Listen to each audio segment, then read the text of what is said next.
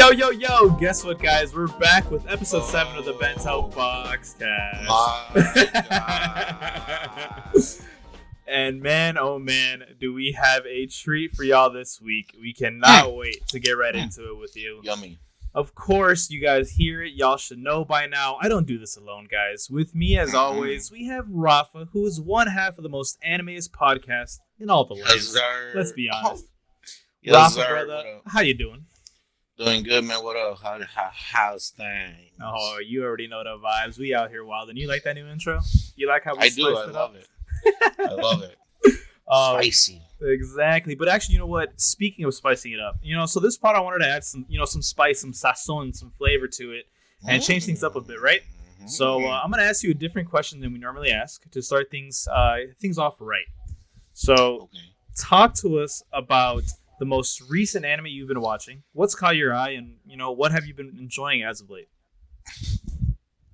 Okay. Oh, wow, look at you. Different question. For sure, the one anime that I kind of watched a little bit was Tower of God. I'm on episode 9 right now, and the only reason I'm not more ahead is because I got used to the English dub, and I'm just waiting for the English dub to come out.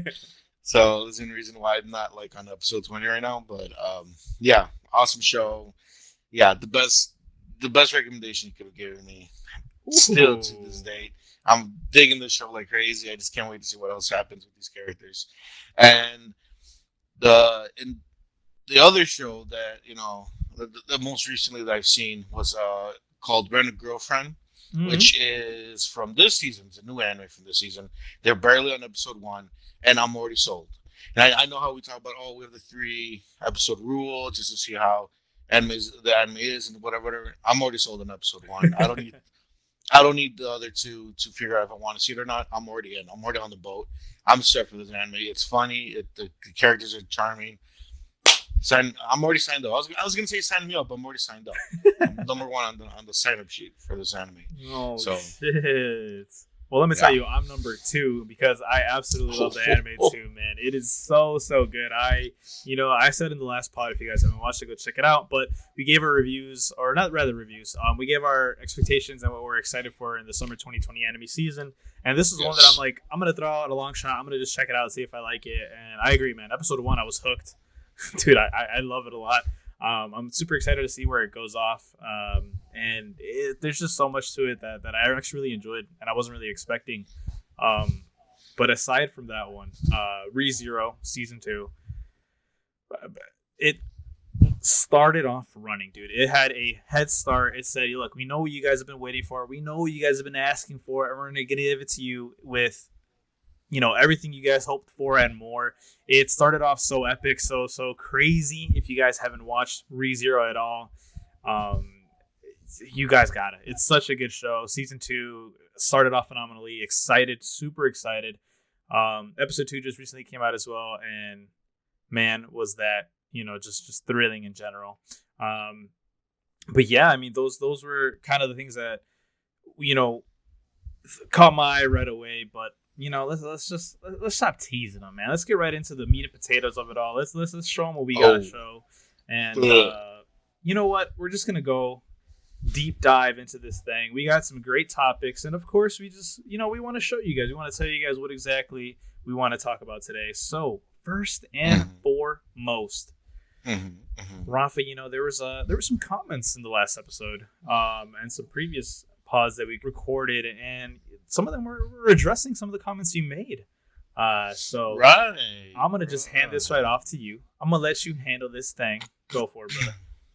All right. So looking at the comments, the most recent ones were on our last episode 6, and it seems that we might have a regular on the show here in our comment section. His name is Jose Guevara. Is it Jose or is it Jose? I don't know what? I think if my Spanish is correct, I think it's Josue.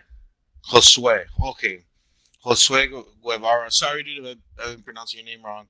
Josue Guevara had 2 comments actually. Ooh. First of all, the first comment was referring to our conversation about Sword Art Online.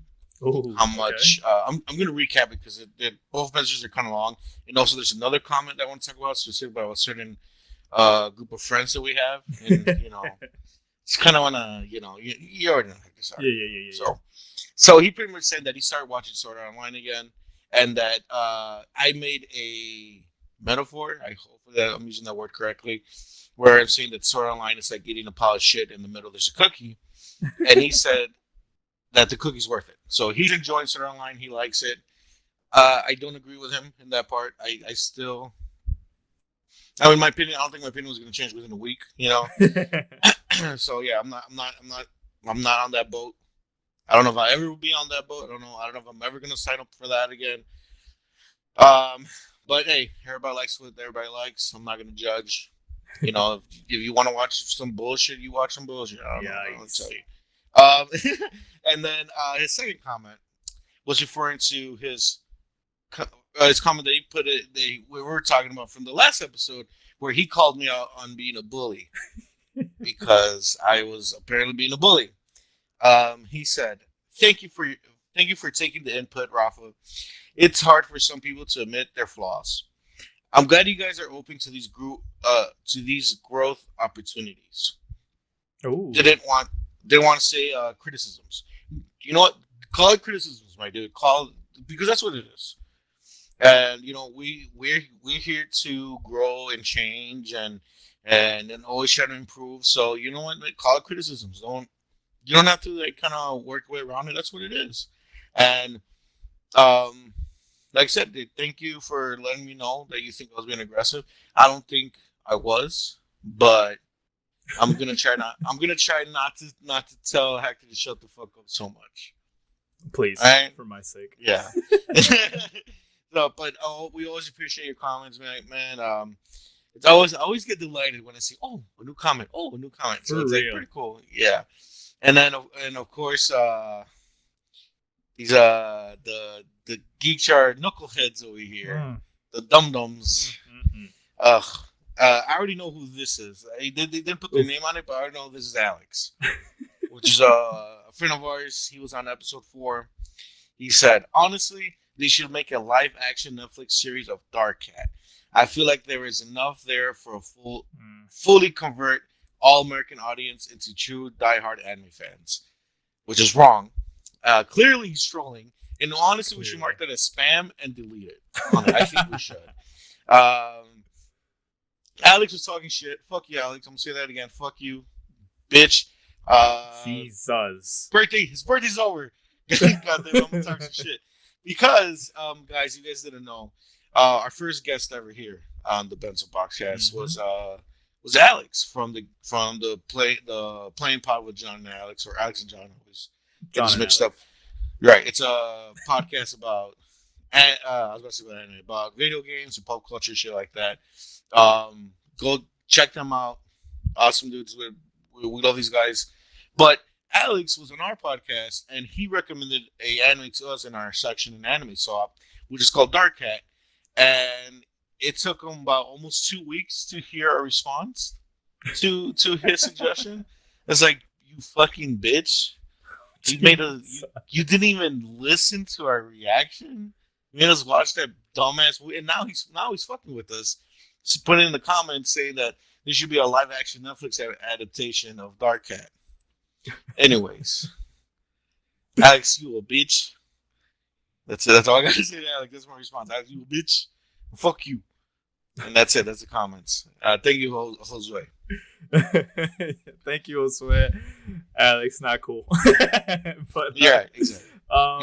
But yeah, man, those were some great comments. Of course, if you guys have any opinions or anything you guys want to give us, criticism and all, drop it down in the comment section below.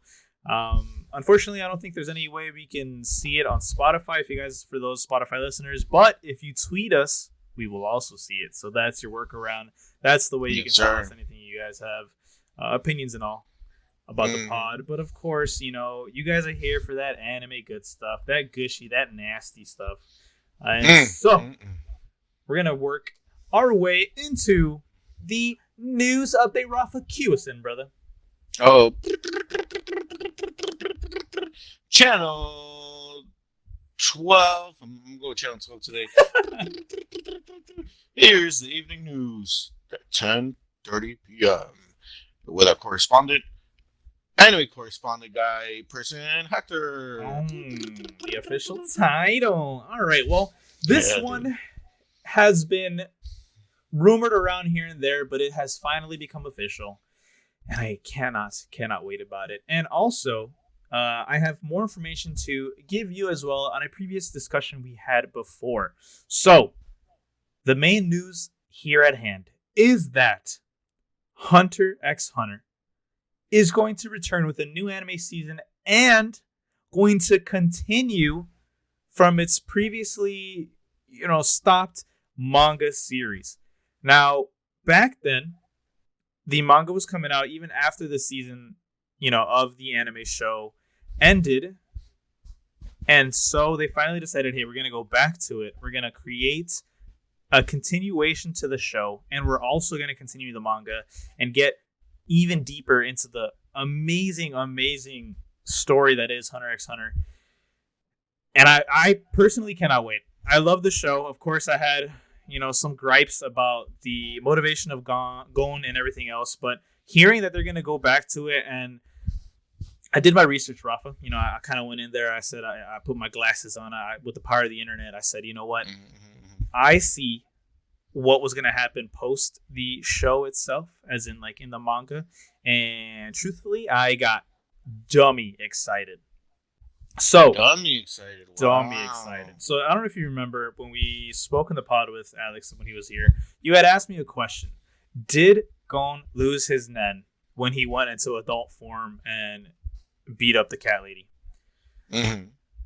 The answer is yes. He fully chose to give up his nen in order to gain immense power in order to overcome the challenge that was ahead of him. So he chose to give up his incredible talent and potential future, right, as a powerful enhancer type nen user, to gain all this power in order to defeat I keep forgetting her name, but the cat ant creature, and avenge Kite. So I did some digging, of course, like I said, that my research, and man, the story that comes up after all that is insane in the manga. I cannot believe that they're going to continue it. I honestly thought it was going to be one of those where like it just sucked where it ended, and it's one of those where like the author was just like, I'm kind of done with it and I don't feel like finishing it, or an issue where like the publishers just didn't want to publish it anymore, and the author was like, but the story's not finished. So I thought it was never going to get a continuation. I thought it was done and dusted. But hey, man, it's such great news to hear that it's coming back. I'm incredibly excited for it. So it's a continuation. So the manga and the anime is going to be running at the same time. So the manga currently is still ahead of the anime, right? So the anime can still create another season or two of what happens after the last episode. So I don't know if you remember what I told you back in the last pod. Yeah, he goes up to the world tree and Kilo and him part ways. So there's still I want to say like I don't know, maybe 100 or less chapters left from that point on. So they can still make a whole other season as to what happens. So they technically still have time to create more manga chapters and then continue from there. But they officially announced that they are going to continue production of the anime and of the manga, so that just makes it just that much sweeter. So we're gonna get both at the same time. Yeah, it's honestly amazing. And for those of you that don't know, a lot of the animes that come out, if they're not original creations, for the most part they go off of like a source material. So for example, like the manga that comes out and then they create a anime either further down the line or something like that. It really depends on popularity a lot of the times too, unless it's like I said, an original creation from whatever, like Crunchyroll or somebody that decides to create a new anime. So because of this, I'm really excited to see, how much further and more popular Hunter x Hunter gets, because it's such a great show and it already has a huge fan base. So to hear that they're going to come back and make something even better, and potentially a lot cleaner, because I don't know if you knew this, Rafa, but there was an original not original, but there was a first kind of wave of Hunter x Hunter anime, and it was like way before what we mainly see now in mainstream, like Twitter and anime and all that stuff. But they had originally tried it. They said a lot of people actually didn't like it, and then this new wave of like Hunter x Hunter, which came out years later and kind of like rehashed it and kind of started off from zero again. It just so much better, like a lot better received and everything like that. So I cannot wait to see if the art style improves, just how much they can add to it and improve on it. So I'm super excited for it. Like I said, there's just cannot wait. Hunter x Hunter is such a great anime, such a great manga. Especially if they're going to continue the manga, I definitely can't wait to just pick it up and just read it. That was one of those where I never actually really read it post the end of the season that they finished off at in the anime. So I think this actually might be something I pick up for manga as well. So really, really excited. Okay, well, that's awesome news for Hunter x Hunter fans. Yeah, so let us know if you're a Hunter x Hunter fan. Let us know if you have any, crazy things that you really want in the show, or if you actually have read the manga. Let us know. Please don't spoil anything though, because again, I haven't read it. I'm sure other people haven't, so let's be cool about it. But other than that, that's really all the news I had. Super excited to share with everybody here. So hopefully you guys enjoyed that part. Oh, thank you. So yeah, Rafa, give us a nice little closeout tune, and then we can move on. Thank you, Hector, for the news. Oh man! Now, in this next topic, Rafa, you had brought it up to me, right? And you're like, "Hey, why don't we talk about the stuff we, love and hate about anime?" So there's so much we can talk about in that, and there's so many topics we could talk about, which is really, really great in that one giant bubble that is, what we love and hate about anime. So there's like anime culture and tropes and things like that. So I'm actually going to let you just start off and just kind of just run rampant. What are some of the things that you love and hate? And then we'll see if we branch out into a little more things here and there. I'm going to start with something that I don't like. Ooh, okay. With anime. I don't like filler episodes. Just off the bat, I find them annoying. It's one of the reasons why I dropped off Naruto and Bleach, because like they really don't affect the story. It's like it feels like I'm just wasting my time. And I know that a lot of these filler episodes, I know like Naruto done it, and I don't know if Bleach has done it, but they still they give reference to, and they still connect to the story in a certain way. But like, it's not. It's almost like if the character, as an example, like if I'm writing a story and like, this is the way I see it. Like if I'm writing a story and like, and the character is wearing a blue shirt, and then out of nowhere for like 2 weeks he wears a red shirt, and then he goes back to wearing a blue shirt again. So then another character's like, hey, remember that one time you wore that red shirt? And they're like, yeah, I remember that one time I wore the red shirt. That's the way that I see it. You know what I'm saying? Like, it like does it really fucking matter like that the guy, the story that I'm writing, that he wore this red shirt? Not really. Like he went back to his blue shirt, which is the main storyline. You get what I'm saying? Yeah. I'm making sense here. So yeah, filler episodes are something I really don't like. I'd rather have the show to take off time. You know what I'm saying? So like they finish the season of whatever arc they're working on, or whatever section of the manga they want to animate, for that one season, and then take time off or whatever the fuck, or go for 2 seasons back to back, full 24 episodes, however they want to do it. Fine, that's great. Take time off. You know what I'm saying? Do some if it's the same animation studio, they work on something else, or they take time off and they come back and keep working on it. Whatever the fuck they're gonna do. I don't care. Just as long as there's no filler episodes. I feel like filler episodes are such a waste of fucking time. Like I don't know. I just don't like them. And I could see why people want them, or like or studios keep making them and shit like that, right? Because like to keep audience attention, and because it makes money, and if it's that popular, you don't want to lose that momentum you have with a show, right? You want to keep it going, get it going. But like I personally, for me, from the storytelling perspective, I do not like it. I don't like it. I don't like it. It feels like it feels like the main story kind of comes to almost like a grinding halt, right? Like, hold up, everybody, we have to do the side shit over here, and then okay, we're done with the side shit. Let's go back to the main story. Like, no, let's cut out the bullshit and just keep going with the main story. Full episodes, don't like them. A lot of anime. No, yeah, a lot of anime do it. I was gonna say like kind of like comedy, romantic comedies do this, but like not just them. A lot of regular anime does this, where they stop everything and they go fuck off and go to like a beach or something, just for an episode or two. Like, okay, Classic I beach guess. episodes. Yeah, it's like I guess like you're just gonna have. Honestly, they're just doing it to have the girl characters parade around in their bikinis and shit. Like, Fan service, you're not, brother. you're not right. Like the fan service, you're not really fooling everybody about that shit. But like if you're gonna have fan service, at least have fan service within the actual story.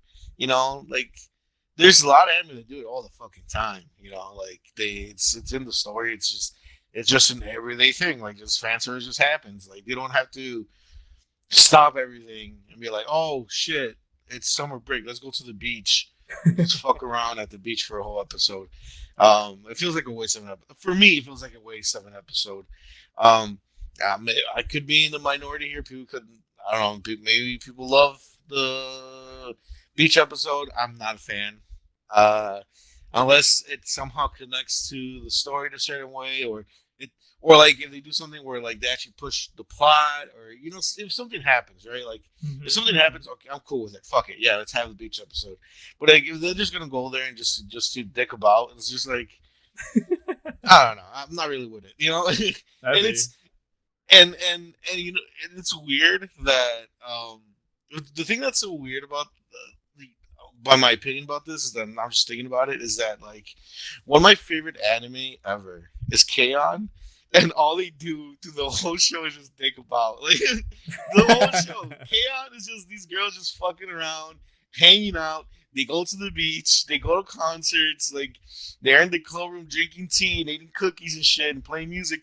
They literally just like live their lives and don't do anything like crazy or like. Well, I mean, they do some like cool stuff here and there, like silly play. They actually play concerts and stuff like that. But like majority of the time, they're just hanging out, just digging about and shit. And I'm here complaining about that shit. About all I hear is you're biased, man. That's it. I am. You're just a biased asshole, dude. I'm giving him a big pass. But the thing is that I feel like with K-On!, I like going in. I know what I'm getting myself into when a type of show like that. Mm-hmm. Like I know that this show is gonna be. It's gonna have this certain pace where it's just them just hanging out and we're not really doing much or whatever.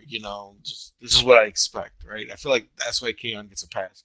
Now there's other shows that have that certain pace, have that certain style or feel to it. They're like, okay, I know what I'm getting myself into. I know that this show is gonna be more chilled out, more chilled back, and just kind of hanging out with the characters type of show, right? There's a lot of moe style shows that are like that I love. But when it comes to shows that actually have a story or have a plot they're trying to get to, or there's a bad guy they got to defeat, or there's a place they got to get to, like if there's an actual story in place, that's where I have a problem with it. When they stop the story and say, okay, well now we have to go do some fan service for you guys. Now, like, if there is going to be fan service, like I was saying earlier, like, might as well just put it into the story. For example, a great example is High School of the Dead. These guys are fighting zombies left and right, trying to get to the next safe location or whatever. And every other shot, it's a titty shot, it's a panty shot. You know what I'm saying? It's some raunchy shit. But at least they're traveling to the next destination trying to get to, right? It's the characters. It's not the character's fault that the camera's up some girl's ass. You know what I'm saying? Like they're trying to get what they're trying to get. It's the way that we're seeing it. Our perspective is it's some raunchy. It's raunchy shit, right? So like something like that. Like I'm like, yeah, like that's fine because like it's still fan service, but like they're doing something. They're just not at the beach hanging out. Even though they did end up having a beach episode, but that was like an OVA. That was like later on. With High School of the Dead.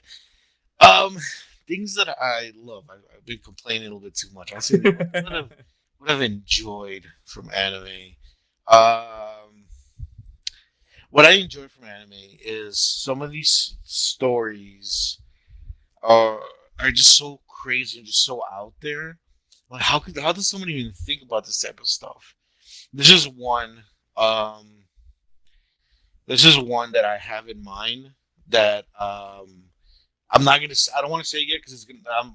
I'm gonna bring this up later on in the podcast. I have it saved for something. Ooh, okay. Um, and I think I have it saved for my slept on anime. It's my slept on anime Oh, pick. okay.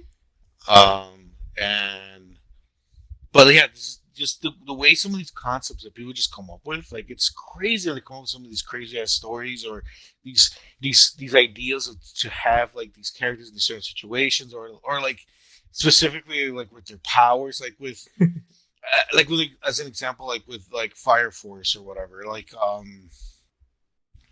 the captain from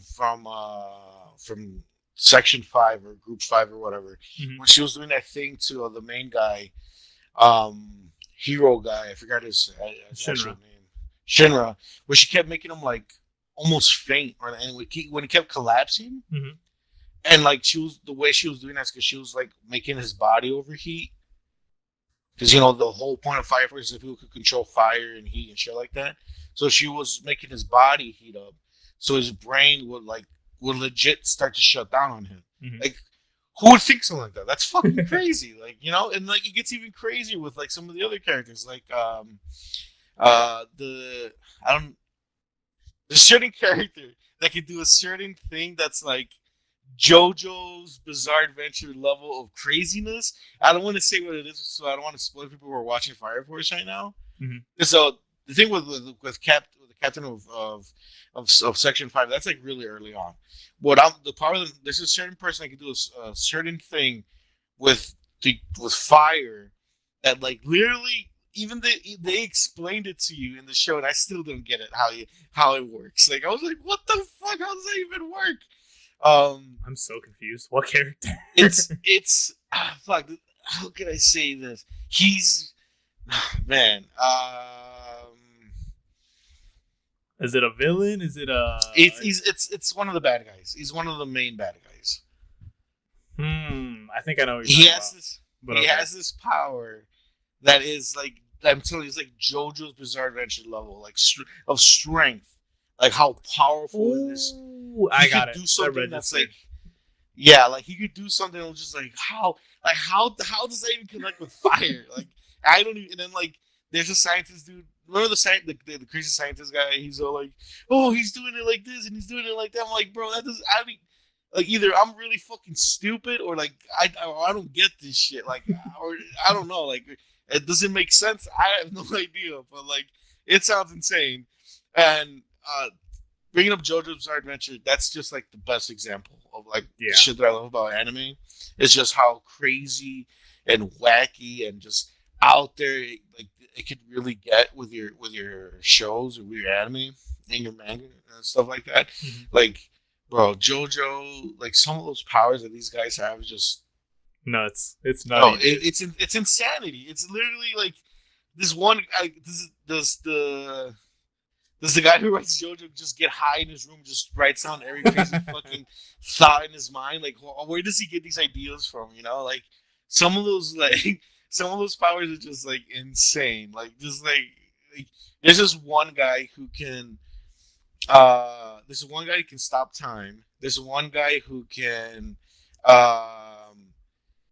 set bombs on things, but you can't see the bombs. So like you can like remotely detonate them. And there's just one guy who kind of makes like this paradox. It's the same guy with the bombs. He kind of makes like this paradox, almost like if a certain thing gets activated a certain way, like it's really hard to explain. There's this other guy who can control raindrops, who can like jump on raindrops. Like what the fuck? What? He could use rain as a weapon. I'm trying to think some of like the more crazier ones, like Jolian, which is the newest one. the newest part, which is part 8, in the manga. It's been going on for like a whole year now. It's like on chapter 100 something. Like apparently it's starting to come to an end. But the main guy, his power is that he could take properties off of things. For example, like friction. Mm-hmm. So like I could take the friction off your body. So like these bubbles will come attached to you. Take the friction off your body, and the bubbles will have the friction on the bubbles. So then you're just slipping and sliding everywhere because you don't have any friction on you. Oh, that sounds interesting. Okay. It sounds right. It sounds crazy, right?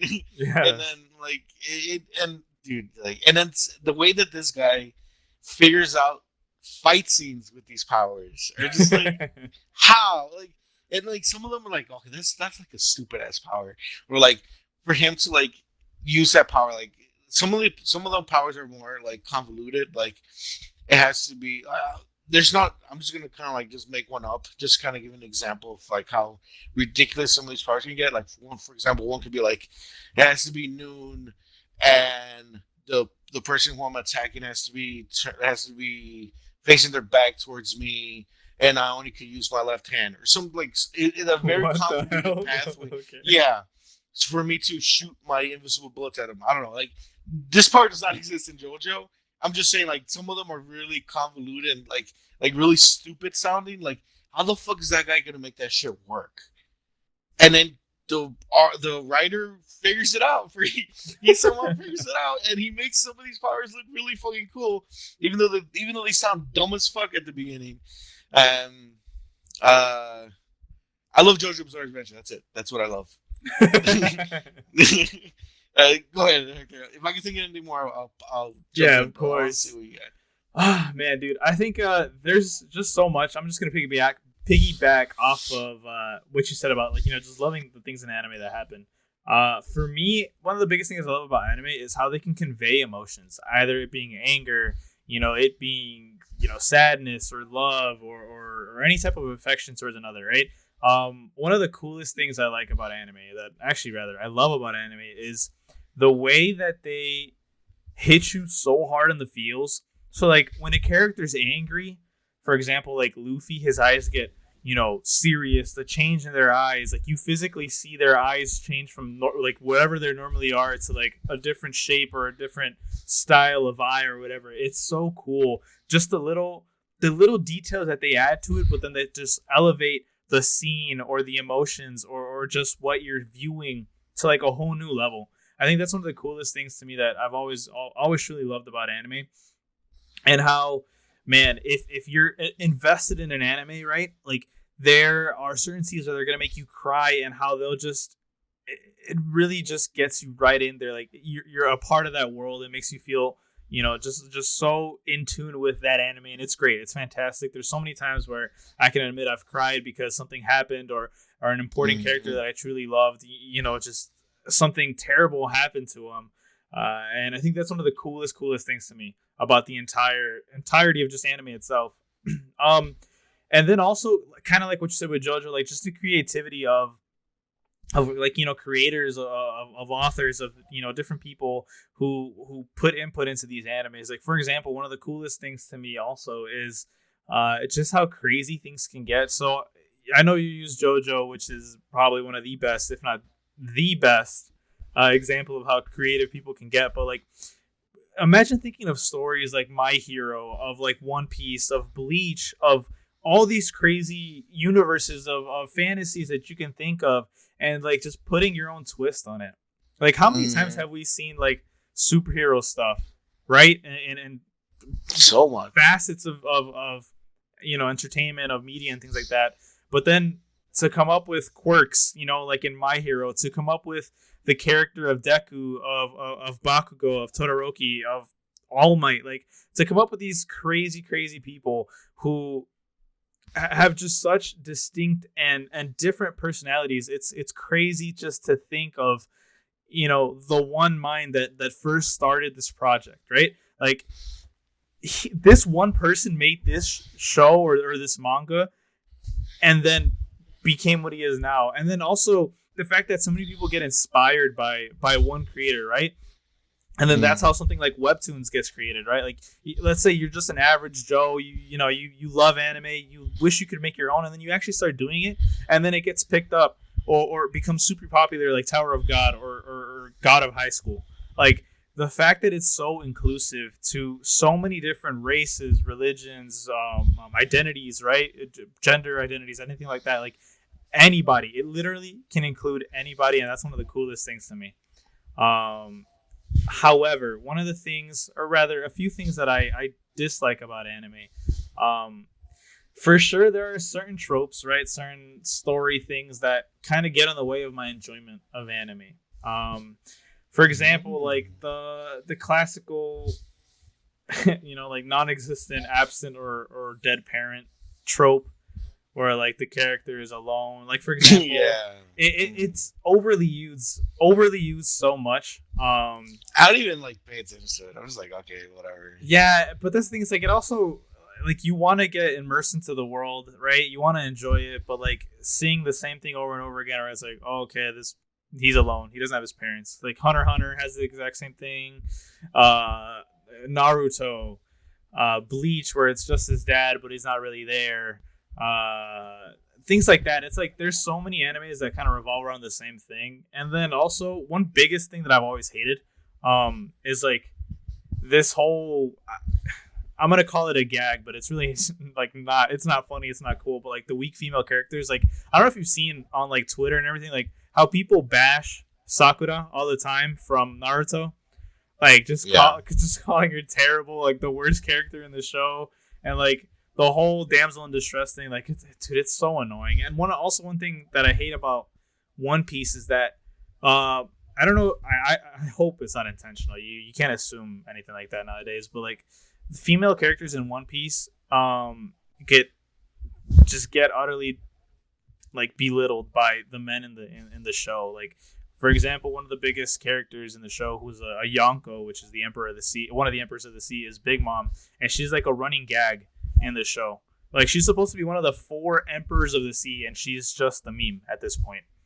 And it's insane to see that something like that is still in anime, and I guess just in anime culture in general. But it's rough, man. Like, certain characters just deserve better, and it just sucks. Also, one thing, and I know you like Sudaneres. I don't like Sudaneres. Sundares, and I love them. I don't like it at all. I hate the whole, I hate you, but then I'm gonna love you later on. Like, come on, bro. I love it. It's so annoying. But you were gonna say something? Yeah. So I was gonna say, before you go into like Sundares and stuff like that, I was gonna say is that, well, I mean, we're watching anime from the outside, you know, because a lot of these anime, especially when it kind of you see it through anime, bits and pieces of the Japanese culture in there. True. For example, Japan is for sure heavily. They're like, men are the best. You know what I'm saying? Yeah. I'm trying. I can't say the word. I'm gonna fuck it up. So I'm not even gonna say it. But like, men are number one, right? And then like, if you're a woman, you are gonna be objectified. And that's just how it is in Japan. Mm-hmm. I don't know if that's starting to like shift over. I don't know how the politics and the society in Japan, so how it is going nowadays. But honestly, like, it kind of seems like forever. It's like it's always been like men are on top and women do whatever the fuck men say. You know? Yeah. Like that's just has always been. You know, in Japan they literally have a parade of dicks. Like, this is a thing in Japan. What? Where they have a parade celebrating the penis. Like, I'm not lying. Look it up if you want. Like, they legit have a parade of penises celebrating a dick, right? Celebrating the male organ, right? So, Japan's very sexist against women. That's another way I could have said it. I don't know why it took me so long to get there. Japan is very sexist against women. Number 2, Japan is very racist. They don't like outside people, right? So, for example, if you ever seen These are things that I don't like in anime, but it also kind of connects to the Japanese culture that sucks about them or whatever. But nobody's perfect, right? Like we have our own problems here too, right? Like no, but I'm not saying that we're not sexist here, in the United States or around the world, and we're not racist either. But like, it's so like you see it so obviously like in their anime sometimes. Like for example, with when they portray black characters, especially back in the day, they would give them the big red lips. True. And they would make them talk like yo yo yo, what's up, and stuff like that. Or like if they're portraying like an American, they always call them Yankees, and a lot of times they make them look like an idiot or stupid, or like we're delinquents and shit like that. So like they love their stereotypes in Japan. To just say it like that, and you can see it in anime sometimes, not all the time. There's certain people, there's certain animes and certain manga that are like, fuck that shit. Like, we're gonna keep it real, and they're not gonna fall in that stereotypical shit that some of these anime do. But that's something I don't like. It's kind of piggybacking off of you. Mm-hmm. It's shit like that, like the sexism against women and the how they honestly do. They objectify the fuck out of women, like they're crazy in anime. And then I get it. Like anime, it's like we're on the older side. Like there's like I don't even know how to say it. I don't want to say spectrum because that sounds bad, but like the spectrum, I guess. Like we're more towards the end of like people who still watch anime. Mm-hmm. Like the main core people who watch anime, it's always been like teens, like teenagers, shit like that. And the people who watch now the teenagers, the ones who watch the most anime are the male dudes, guys, right? So as you're a teenager and you're a guy, you're going to puberty, then you want to see titties, you want to see ass. So that's what that's why they show it so much in anime. But like, dude, they overdo it. They really overdo it with some of these shows.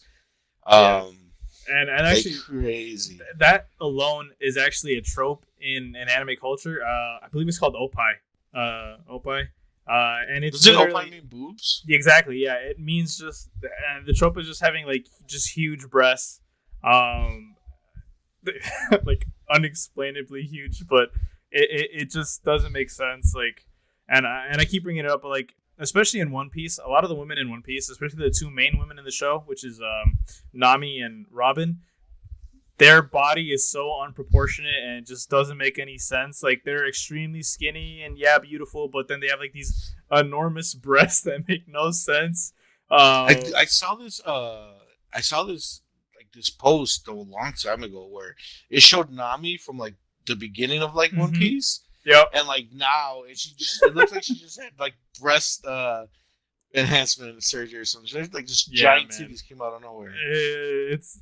It's insane just how much it changed from like I guess they call it like Whitebeard's era to the new era, and like they came back. It was like a post time skip, and like everybody changed, and like they got stronger, but like Nami and Robin came back with like huge boobs, and I'm like, okay.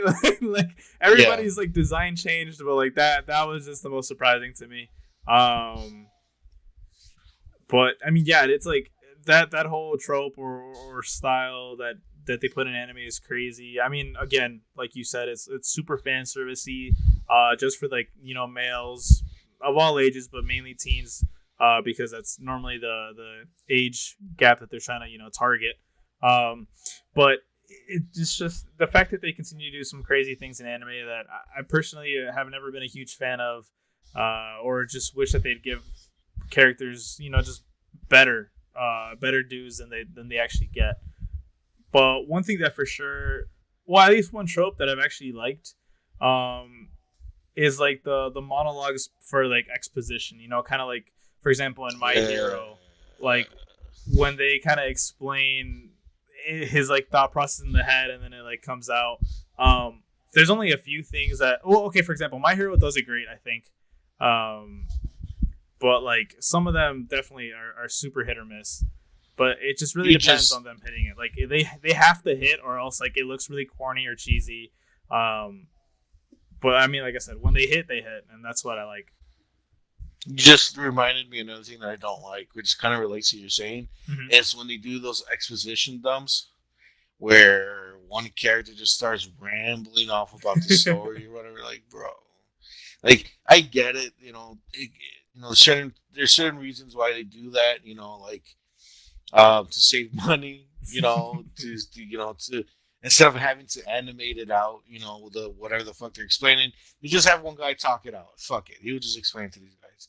Either they'll keep up or they don't, whatever, But like, I hate that shit. I hate it. Like, I would rather have them show me or throughout the story slowly have me, learn about the lore or them building the story and things like that. Like, instead of just having one guy kind of just ramble off for like 2 minutes about the story, about the background, about the massive war that happened or the great tragedy that happened beforehand, and you know what I'm saying? Like, it's just come on, Joe. Yeah, like I said, like they have to hit or else they just look really bad.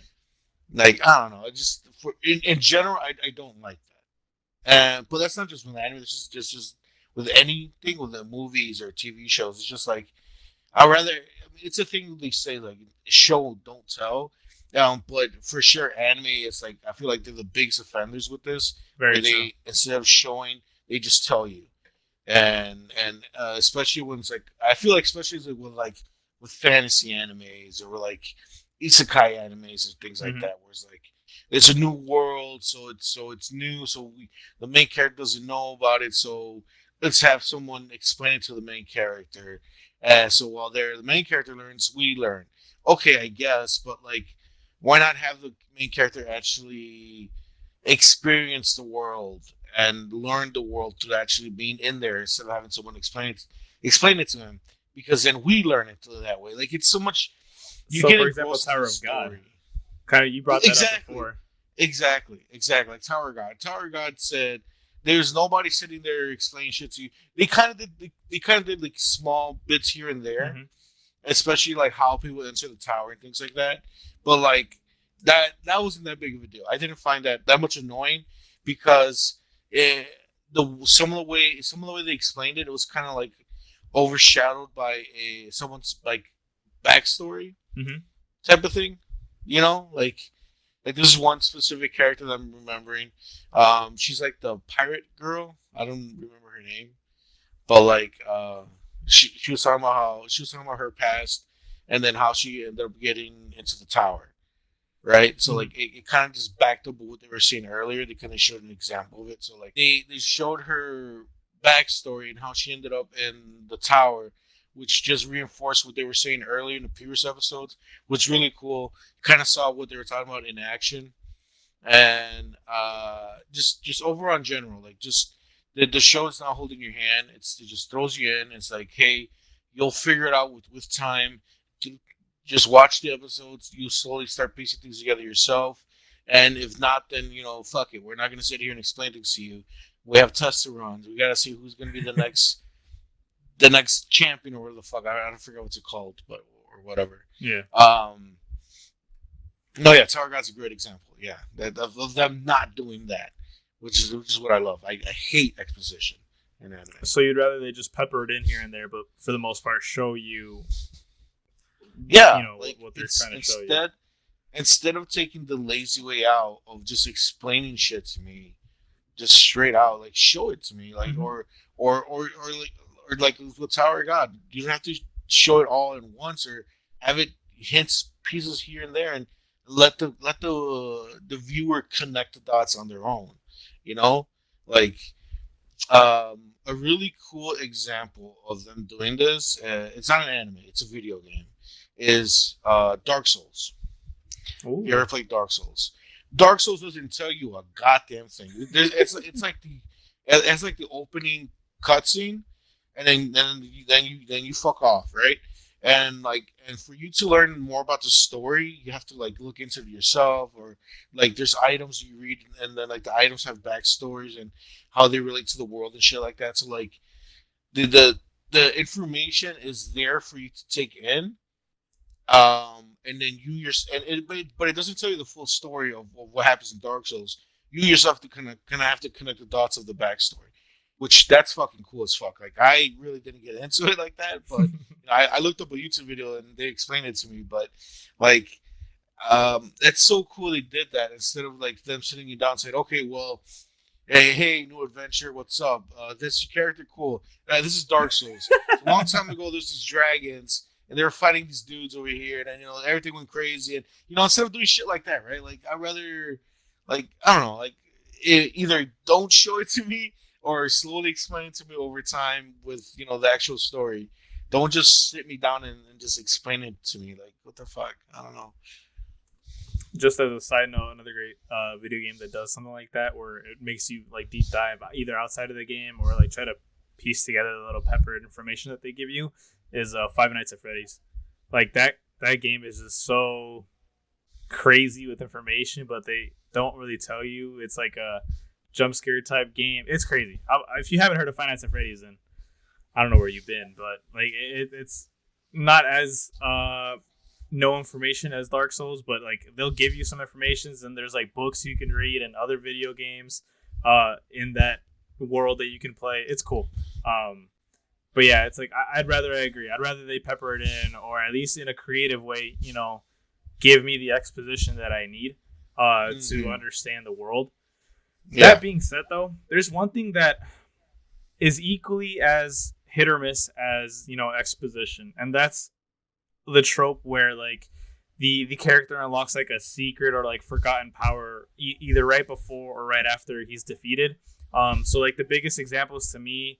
When I think of that is like Naruto and getting Sage Mode against Pain, and also the scene where I'm forgetting his name. Tanjiro remembers or understands that he can use a different form of sword fighting. I don't know if you know what I'm talking about. Before he's defeated, Demon Slayer, right? Yeah, Demon Slayer. So those two are the biggest ones that I think of when I think, oh man, like our main protagonist is about to lose. What's gonna happen? And then boom, like okay, cool. They pop out something that they've never done before, or something they haven't been able to pull off. Dragon Ball Goku, prime fucking example in that right there. Ultra Instinct, Super Saiyan 1 through 4. Like it's the dumbest stuff. Super Saiyan God. Yeah, Super Saiyan God. Like. Yeah, there's just that whole trope in general. Like it's such a badass thing to watch when done right, but like sometimes it's in so many animes nowadays. It's insane. Deku going 1,000,000% one for all. Like I don't know, man. Like that gets used so much, but again, when it's done right, it is so impactful. You get hyped. You can't wait for the next episode because it leaves you on a cliff, like, oh, dude, I'm waiting. I can't wait for it. But it's just overly used, I think, in my opinion. I agree with you. But I feel like in general, especially with Deku, I feel like they're doing it pretty correctly. Because he actually suffers when he uses his power. Very true, yeah.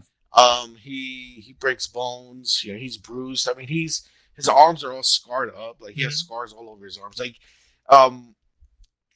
we're kind of spoiling a little bit of my hero. Sorry, everybody listening, but like, at a certain point, he can't really rely on his punches anymore. Because he's fucked up his arm so much. So now he has I forgot the shoot style. Yeah. Now the way he calls it shoot style now, where he kicks and shit like that. Right. Every once in a while, he might throw a punch here and there, but like he's relying heavily on his legs now because he fucked up his arm so much. So I found like that was really cool because it's showing consequences to him using this power that he can't control just yet. Yeah. Unlike some of these other guys like with Naruto or whatever, or like you're saying like with Dragon Ball, especially with Dragon Ball. Yeah. They achieve that next level of strength or next level of power, and they're just like, hey, this is just me from now on. What's up, everybody? I'm just Super Saiyan 5 now, and fuck everybody else. Nothing can hurt me anymore. But Deku's like, yeah, you went, 30% or 1,000,000% or 100% of your power, but like, you're damaged, you're hurt. These are the consequences of it. You know, I thought that was really cool. And that's the one thing that My Hero does really, really cool about shit like that. Like with Deku and with All Might, especially with All Might, you really see that how his career was coming to an end anyways at the beginning of the show, but you really see it later on how he can't keep up anymore, you know? Because of his injuries and because, you know, the power is being transferred to Deku. So like for sure My Heroes does it, they're doing it really well with Deku, but yeah, I hate that.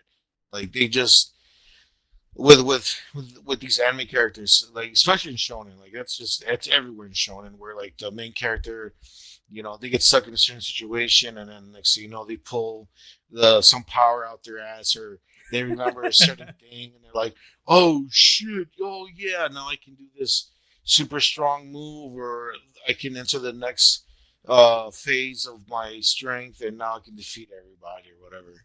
And like that's another thing. That's another thing that just as you were talking, I'm like, oh yeah, it's another thing I don't like.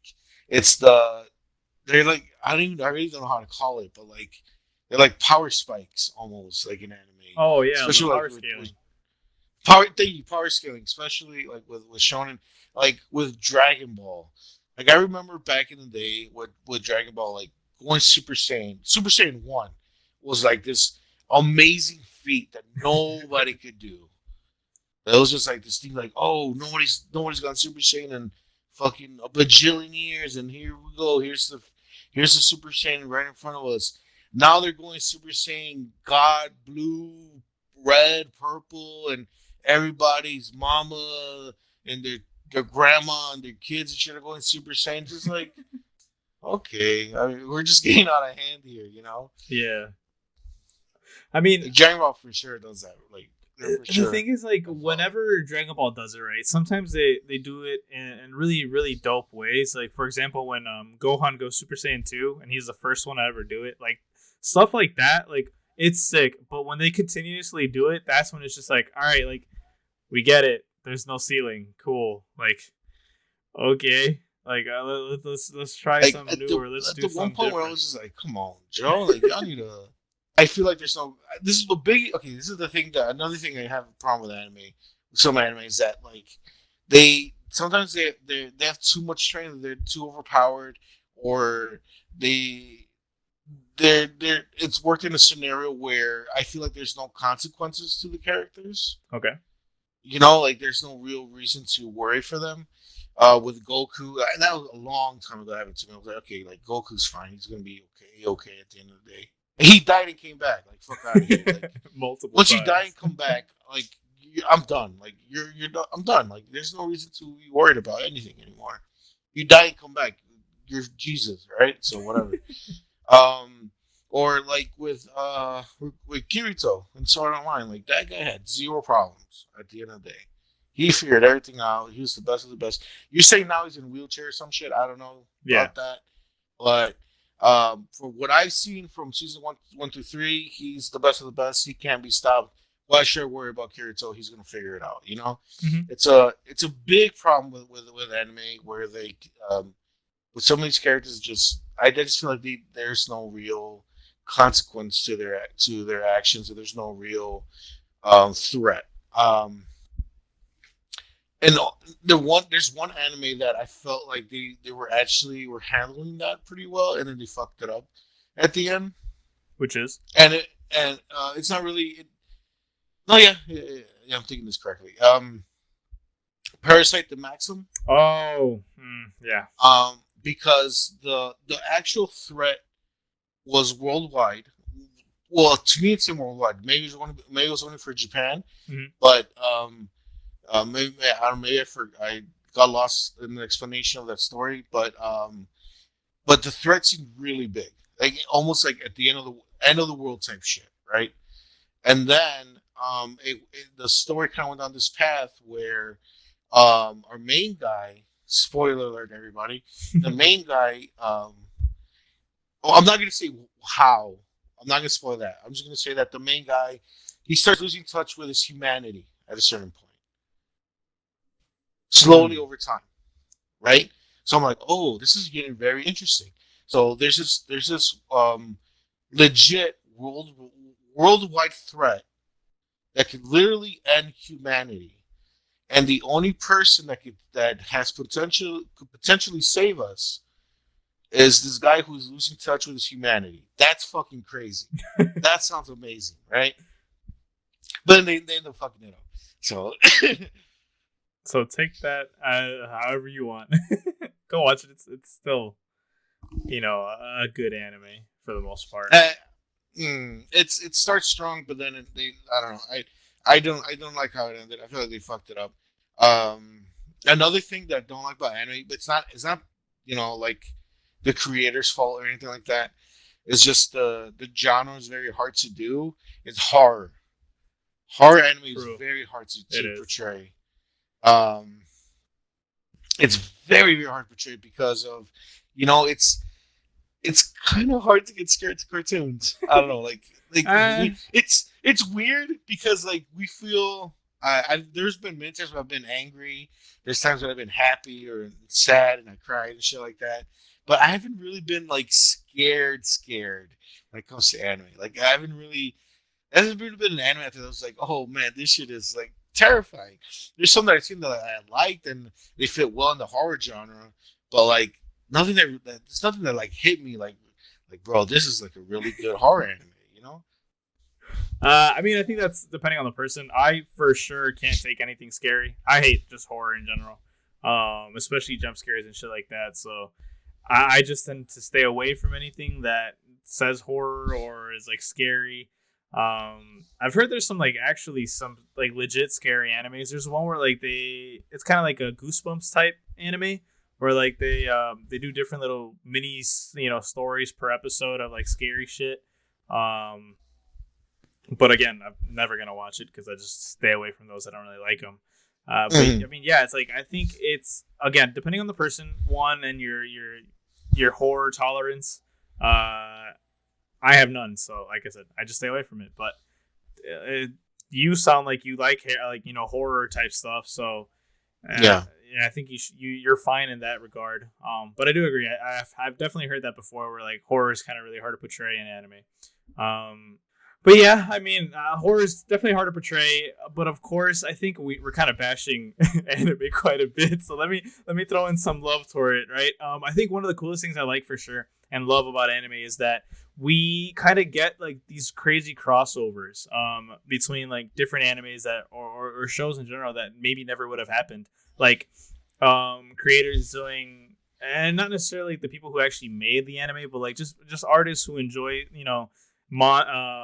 different stories and manga and animes, and they're like, hey, you know what? Well, imagine Deku as a Pokemon trainer, and then they create this piece of art, this amazing artwork of him with Pokemon that would pertain to him, or I actually recently saw a little crossover of Studio Ghibli art style with Avatar, and that was super dope.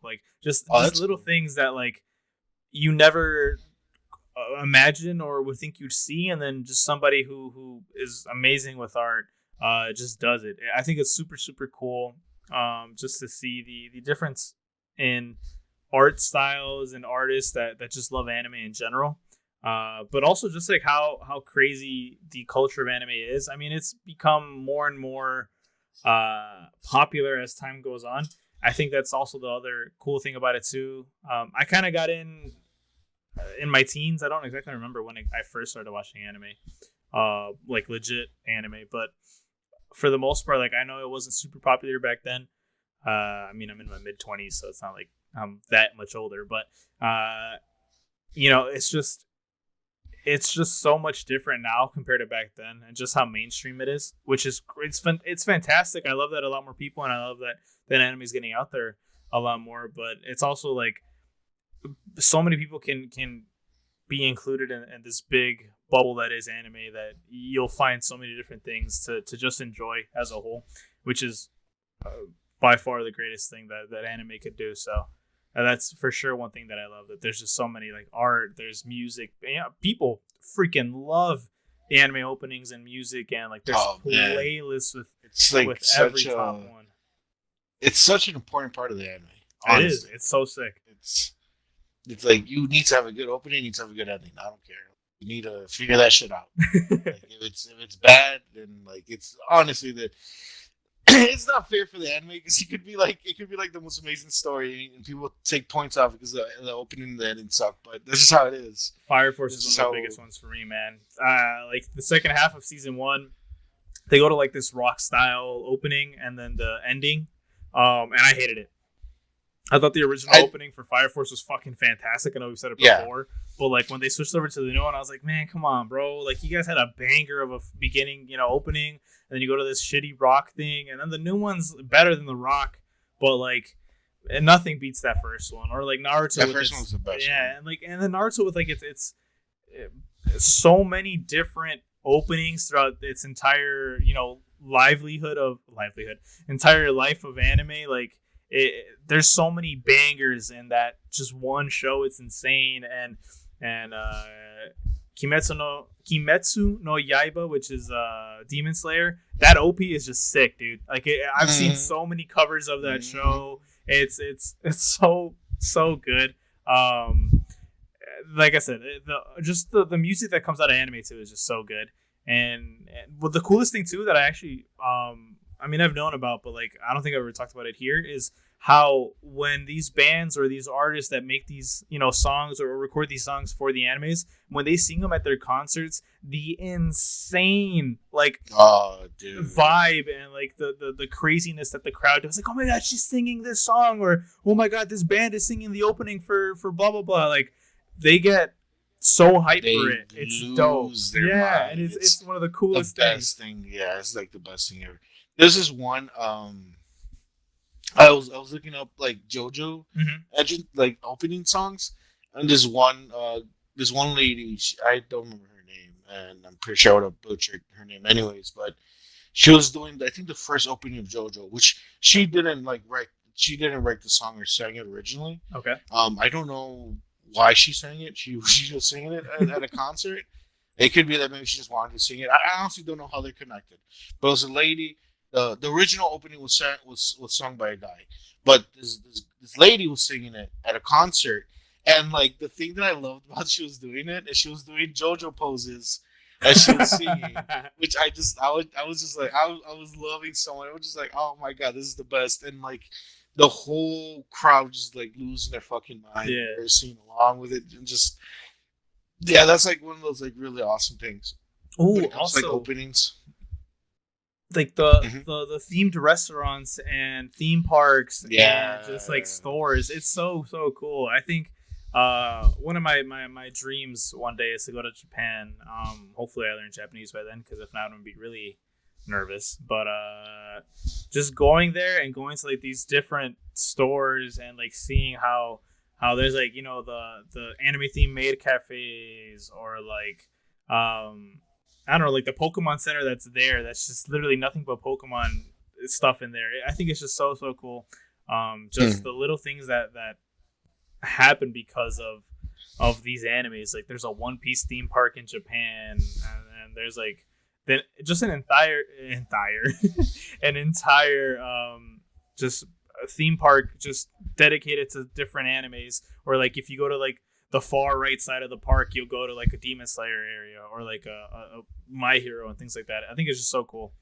Just the things that come out of anime, and just how much just love for anime causes these big changes.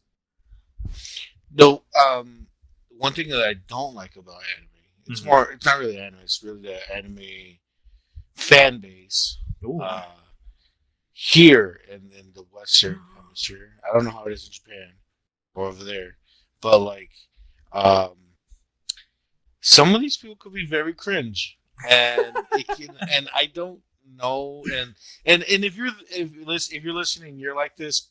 It's not a personal attack. It's just I think it's dumb, but I think a lot of things are dumb.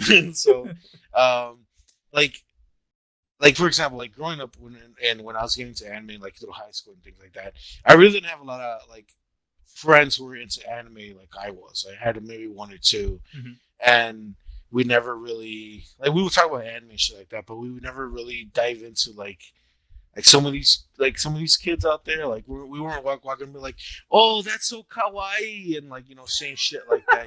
Like we weren't diving all the way in, right? Like I was thinking to myself, like if I had a group of friends, like let's just say just a bunch of people who just loved anime like I did, would we have gone down that same path where it would have been like, oh, that's so kawaii and desu, just saying a bunch of just walking around being like cringe as fuck, like would back in the day me be like, yeah, that's cool, because like you seen it, like you seen it in conventions, and you see like in I've seen a lot of cringe comps back there. I've seen a lot of cringe comps.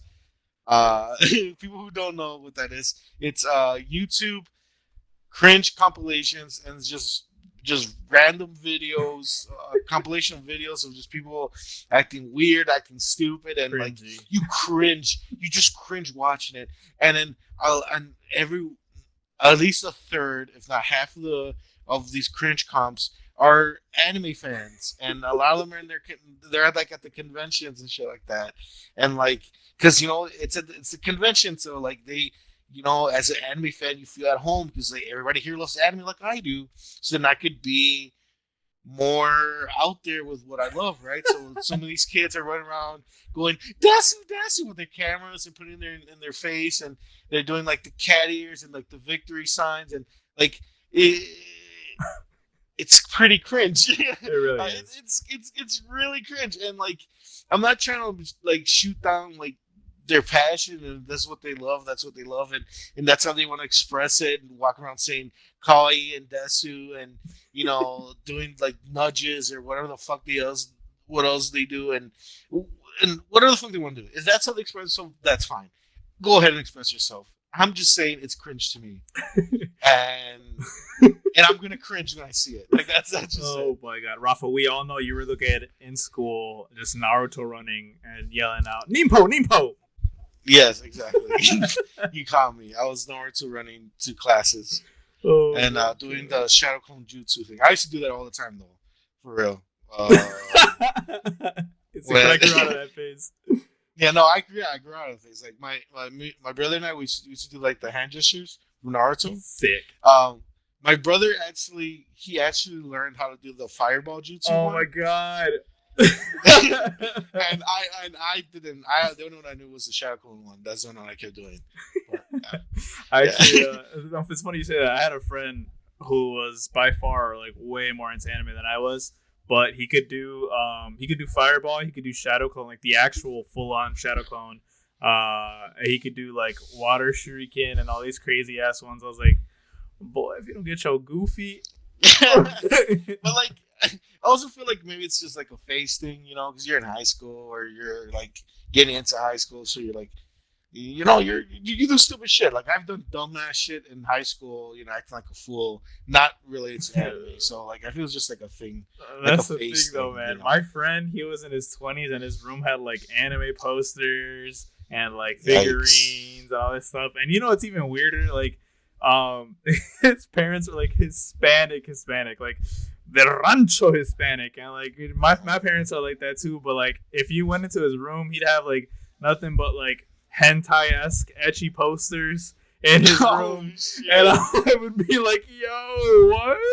I remember I went over to his house one time, just like hang out for the day, and he's like, "Yeah, man, we can play like these games, blah blah blah." And he had like the taiko drum game, like straight from Japan. I'm like, cool. Like that to me was cool, right? But then he's like, and then I remember the first time I went into his room and I just saw like the first poster I saw was Nami with like naked, but she had like the cloud covering her nipples and her like lower half, and like I'm like, so you sleep in this room, huh, guy? It was just so cringe, and I remember thinking like, dude, I love anime, but I'm never gonna get to this level. And granted, to each their own, gets where you gotta be, but yeah, like there's just there's levels to it, and I don't think I'm gonna reach that tippy top, that peak of it ever. Yeah, like I feel like with posters, you have to get them framed. You have to get them. If you don't have them framed, they're gonna fuck up. Yeah, like I've had a few because you have to get them framed it's gonna get framed. They're gonna get warped. They're gonna they're gonna get all fucked up. But I for sure would never ever have some some raunchy hentai shit on my walls. I would never have something like that. I do have a few figurines here and there. So do I. But, sure, yeah, I have like 3 K-On figurines. Oh wow! I think you had that. I know you had like video game, like the Big Daddy and stuff like that. But I have the big. I've of course everybody has Pop Toys. I have some Pop Toys. Mm-hmm. I have a minifigure of Harley Quinn from Batman. I forgot which game is. I think it's Arkham City. But yeah, I actually found there's a few figurines I bought from K-On. That's like, bro, like this is the thing. Like, I love anime, but I would never really buy figurines like that for 2 reasons. One, it's kind of embarrassing. I'm not gonna lie, especially now that I'm getting older. Having these figurines kind of sitting around like that. Like I'm like, I don't know. And 2, they're expensive.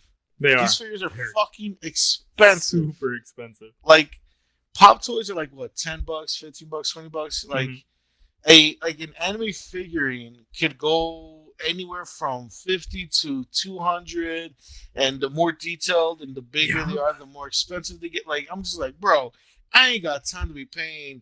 Like, first of all, I'm not going to be paying $200 for a big titty anime girl just so every blue moon, if I ever get a girl in my room, they'll be like, "What the fuck is that? Why you got a big titty anime girl here?" You know what I'm saying? Like, you know how embarrassing that would be? Like, bro, I'm good. I'm good.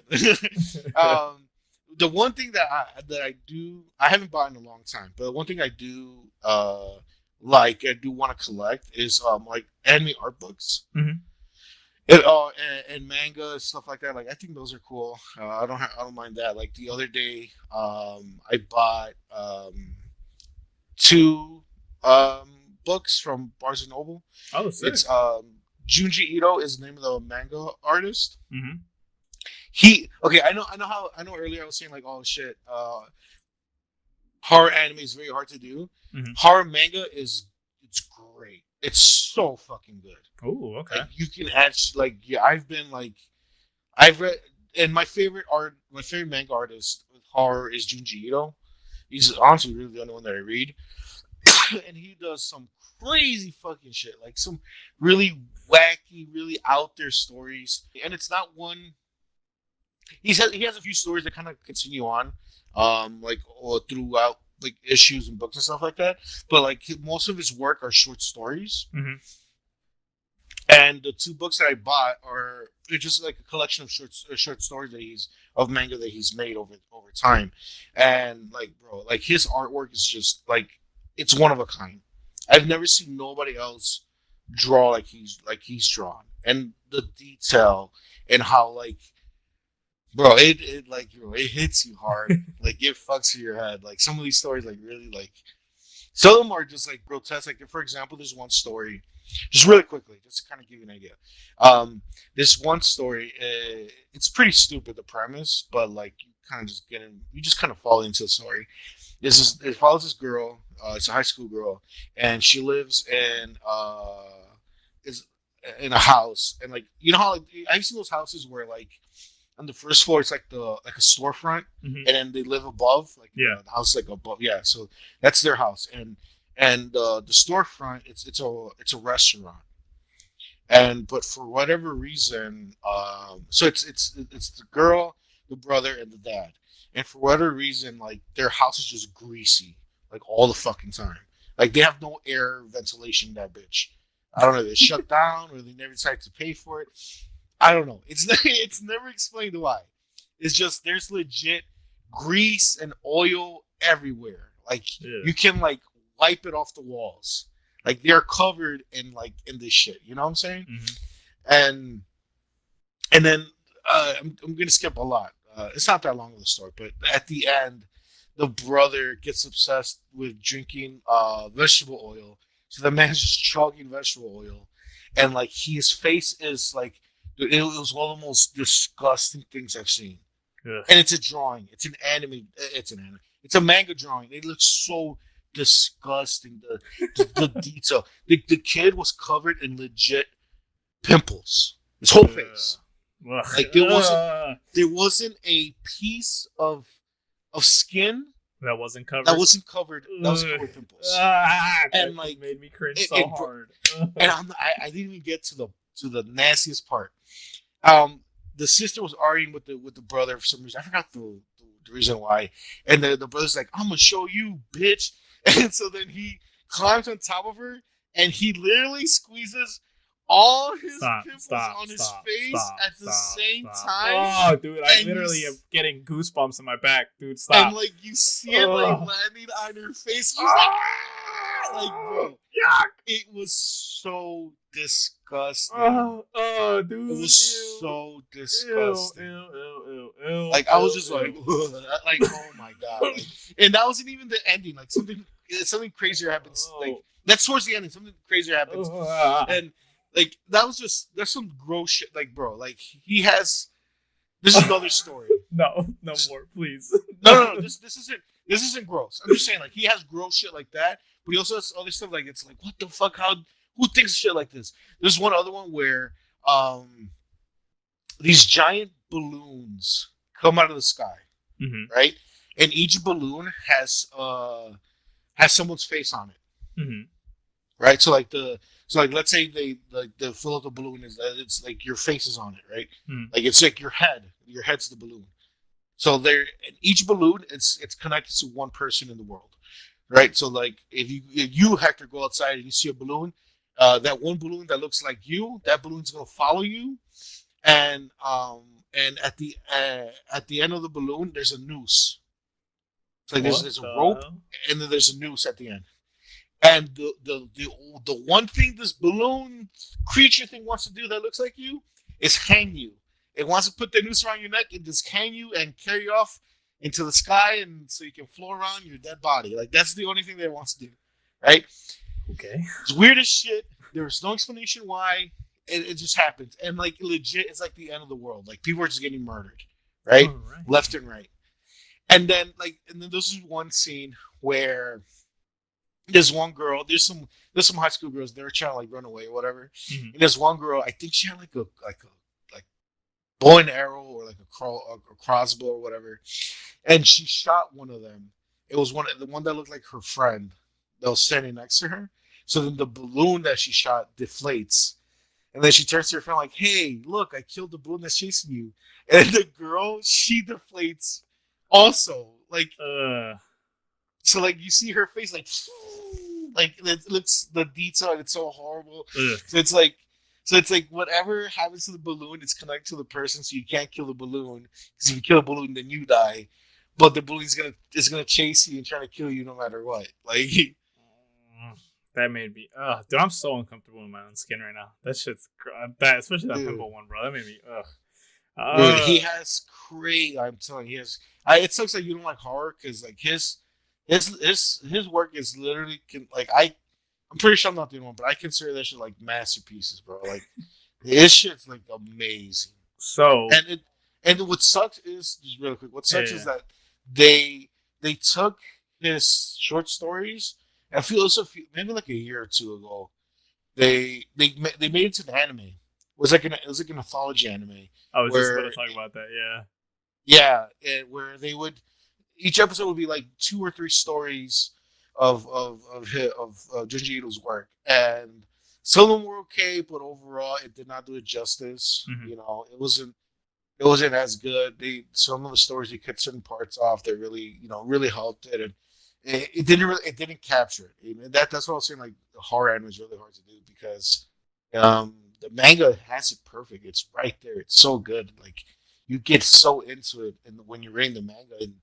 I don't know, the anime failed completely. Yeah, I was gonna bring that up. I was like, hey, so that Junji Ito, as soon as you said his name, it rang a bell about that anime, episodical anime where like they did certain stories. But I mean, that sucks to hear.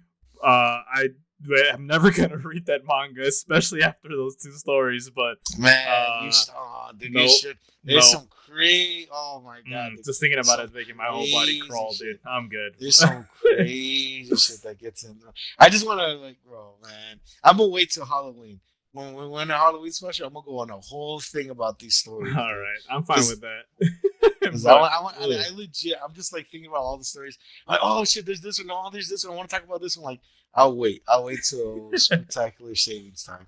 All right. But that being said, I think we've talked enough, both good and bad, about anime. I actually, because you're on a roll here, you're talking about what you love. I actually want to get into one of our favorite segments. Rafa, hit us with your most slept on anime for this week.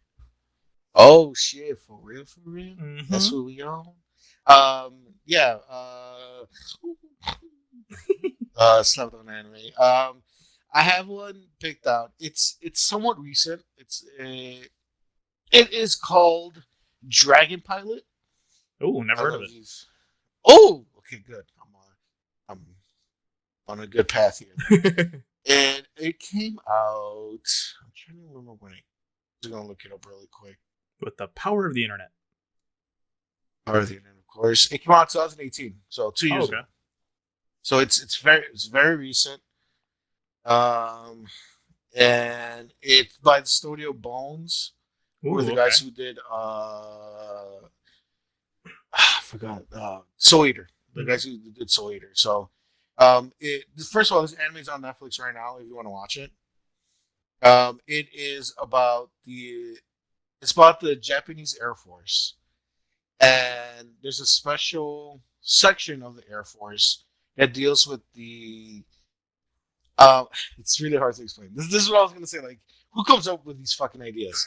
So they have this one section of this one area. I don't even know what the fuck it's called. Base. There you go. This one base of the Air Force. They have this dragon who can transform into a fighter jet. Huh. Right? Yeah. Did you hear what I said? Yeah, I heard. Yeah. So, okay. Yeah. So the dragon, they put pieces of I don't say metal, but it's almost like it's wearing armor, and it could it kind of morphs his body in a weird way, where the pieces of armor come together and it looks like a fighter jet, pretty much. And there's only people could ride him or whatever, control the dragon, if it was an actual jet. But the only people who can do that are girls who are not in love. What? Yeah. What? So yeah. So they have to devote their whole lives to the dragon, pretty much. So they have to be connected emotionally and spiritually with the dragon. And if the dragon feels if the pilot is not 100% about the dragon won't let them let them ride it, right? Pretty much because they go inside their bellies. I think they go inside their bellies or something like that. And if they're in sync 100%, yeah, I'm telling you, bro. Who thinks of this shit? But so if the character, let's say it's me and this dragon, we're 100%. We're on point. We're in love. He's my homie, and homie love. And I go into his belly. And we're just hey, what's up, dude? Fucking flying around, doing what we gotta do. And next thing you know, I see a mamacita walking down the street. I'm oh shit, look at that mamacita now. And and I start falling feelings for the mamacita down there. The dragon's gonna pick up on that, and then just by instinct, his body, the stomach fluid, it's gonna start burning me. Because we're not synced anymore.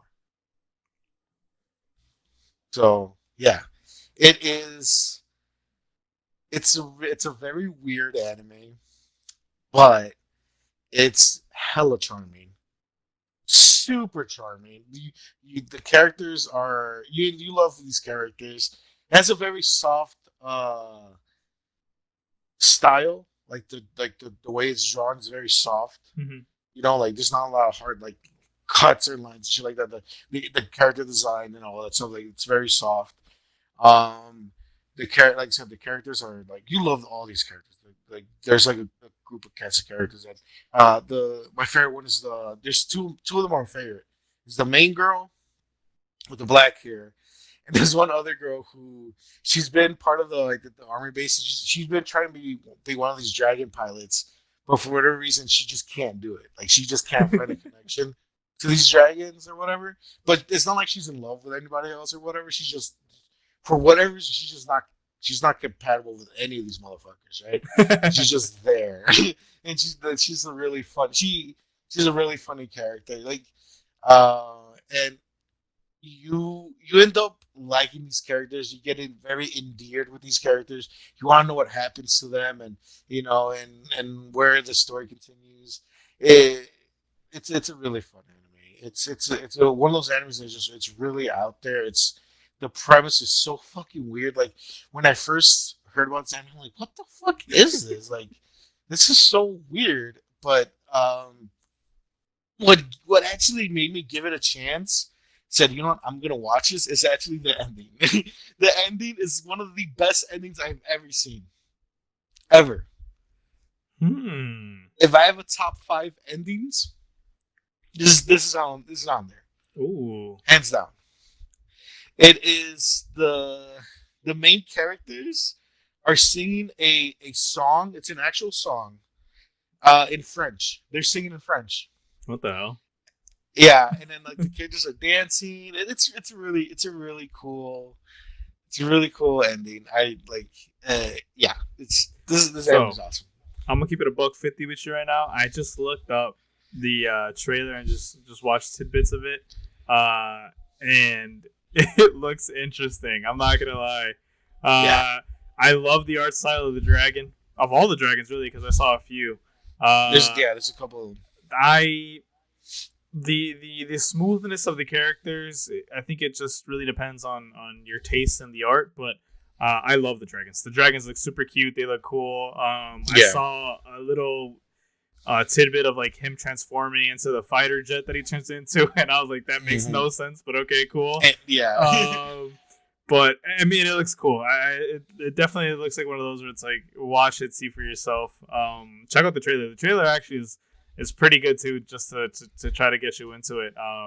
It definitely intrigued me for sure. Check out the ending. I'm telling you, check out the ending. The ending's really great. It's a really fun ending. And like this anime, it's not like at a certain point you do find out what's like the main plot of the story, like the main focus of the story. But it's not like it's like action or like it's not intense all the time. It's very like I said, it's very charming, it's very endearing. Like it invites you in. It's like one of those anime you just enjoy watching. It's like, let me kick back and watch the next episode of Dragon Pilot. Okay.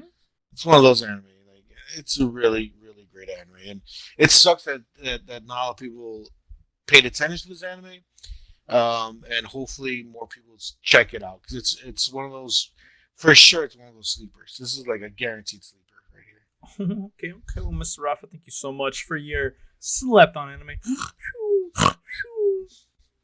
So that being said, it's that time. You know what it is. It's always that time, and we always round off the pod with our absolute number one favorite segment. Anime Swap. If you haven't heard of Anime Swap, well, it's simple, guys. All we do is we recommend we recommend an anime to each other and say, hey, you know what, Rafa? Check this out if you haven't heard of it. And then Rafa tells me, hey, check this out if you haven't heard of it. And then, there you go. Bing, bang, boom. We watch it. We come back. We give it the minimum of the 3-episode rule. And you know what, Rafa? Normally, I let you go first, right? But I want to go first because I'm going to be honest. Mine's going to be kind of quick, man. Okay. Yeah. Truthfully, and I got to admit, D-Frag did not hit the mark for me. What? Yeah, and here's the thing, and I'm gonna give you the reasoning as to why, but I think that there's no going back to it. So I tried doing more than I did for Gurren Lagann, right? I gave it a 5-episode watch. I didn't give it the normal 3. I went to 5 just to see, like, okay, maybe I'm just being, too closed off to it or whatever. But there were 2 characters that I really liked. It was, and that's the thing, like, I forget their names. The one is the main guy. I don't know their names. Yeah, the main guy, I thought he was the better of all the characters. Yeah, with the orange hair. Yeah. Straight man. And then I liked in the first episode she introduced herself as the Earthbender, like the Earth type. Yes, the girl with purple hair. Yeah, so those are the only 2 I really liked out of the show. Out of the 5 episodes that I saw. But and so the reasoning that I'm gonna give, fair or not, is that there's so many animes out right now that I'm watching. It just didn't feel like it was up there in like excitement, you know what I'm saying, to watch. And yeah, that's kind of like a little biased because I'm obviously I'm excited for the new anime that's out right now and I want to watch that. But yeah, I don't know, man. Like I watched the first episode and it didn't have like the quirky, goofy shit that happened in K-On! That like instantly made me laugh out loud. At least to me. And then I got into episode 2, 3, 4, and I'm like, okay, like it has one when K-On! Had like 3 or 4, and I'm like, and then I would try to compare it to the other, shows. Because I mean, I remember you telling me in the last episode, like if you liked K-On!, if you liked, blah blah blah blah with all the other animes, then you're gonna like this one. And I'm like, okay, cool. So hold it to that regard. We'll come into this and watch it. But yeah, I don't know. Like I said, I gave it the 5 episodes. I gave it more than I did Gurren Lagann at the jump, and it just didn't connect with me. It didn't resonate with what I was A, hoping for, and B, like just expecting compared to the other animes you've shown or you told me to watch, which sucks because I mean you were really excited, but yeah, I just didn't know. Yeah. It just didn't really hit it for me, sadly. And that's disappointing here because I don't know. Were we watching the same anime? Because dude, D-Frag has jokes after joke. Like, I don't know. Maybe you're distracted. I don't know. But or maybe you're right. Maybe it just wasn't your cup of tea. That sucks, man. Because D-Frag is I consider it a really funny show. I thought you were really gonna like it a lot. I like all the characters. I like all of them. Especially the girl with the blonde hair, the little short girl. She's hilarious. Yeah, dude. But the one thing I liked about her for sure is her one, that she was a firebender, right? Or I'm just calling it bender, but they call her a fire type. But her like her moe attack or whatever. Yeah. I'm like, dude, that's so dumb. That made me like giggle, but like it was one of those where it's like it was so like if I put it in order, right, it'd be the guy, the girl with the purple hair, and then the girl with the blonde hair, and then everybody else was just kind of somewhat forgettable for me. Yeah, I don't know. I feel like maybe you're a bit distracted because I don't know. Again, this is just my opinion. Yeah. I feel like it was joke after joke after joke. It's really funny stuff in there. But hey, that sucks. Maybe one day you'll give it another go when you're not watching so many anime. Maybe I don't know. I feel like maybe you were just so overwhelmed. That's what it sounds like to me. That you're just so much anime you're watching. But hey, it's just that's the life of an anime watcher, whatever. That sucks, man. I'm disappointed. You recommended me Fuka, right? That's what it's called. I watched the 3 episodes, and this is gonna be a first for Anime Swap. I don't like this show. Oh, so nobody liked their picks. Okay. Right. Now, this is another first for the Anime Swap because I don't like this show, but I think I'm going to keep watching it. So, let me explain myself. First of all, I don't like Fuka, which is the main girl, the girl with the blue hair. Yeah. I don't like her. She's annoying. She's loud. Everybody treats her like she's like this prodigy for some fucking reason. Mm-hmm. Oh, you can do it. You can do this. You can do that. Whatever, whatever. And then she's like, I want to start a band. Fine, whatever. She's annoying. The main guy, he's so fucking pathetic. The main guy, he's such a simp. He's such a beta cock, like.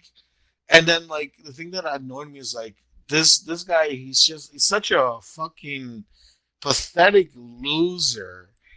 And he, of course, another anime trope that I fucking hate. The loser of the story gets the girls somehow.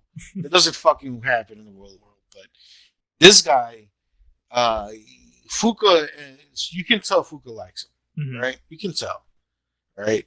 And then out of nowhere, there's another girl that gets introduced in the story, and she also likes him. And they used to be friends back in the day. Childhood friends, yep. And she's famous and shit like that. So it's like this pathetic loser ass guy somehow, in like the span of 2 days, has 2 girls wanting him. Of course, because it's anime. And the only character I liked was the childhood friend. Mm-hmm. She was cool. I liked her. She wasn't that bad. And the reason why I'm gonna have to kind of spoil a little bit here. On the way episode 3 ended is the reason why I was like, well, I want to keep seeing what happens.